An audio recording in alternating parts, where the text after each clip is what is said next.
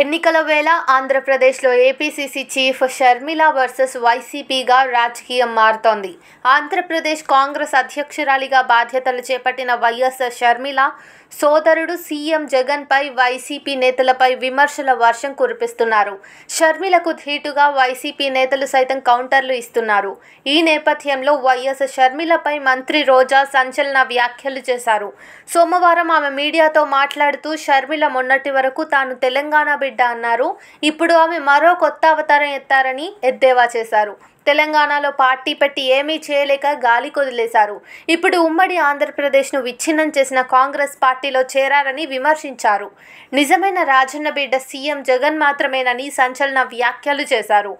YS Sharmila కేవలం YS ఆస్తుల కోసమే రోడ్డెక్కారని తీవ్ర ఆరోపణలు చేశారు. టీడీపీ అధినేత చంద్రబాబు వదిలిన బాణం షర్మిల అని సెటైర్ వేశారు. ఇదిలా ఉంటే ఆదివారం ఎన్నికల ప్రచారంలో భాగంగా మంత్రి రోజా సొంత నియోజకవర్గమైన నగరిలో పర్యటించిన షర్మిల రోజాపై నిప్పులు చెరిగారు.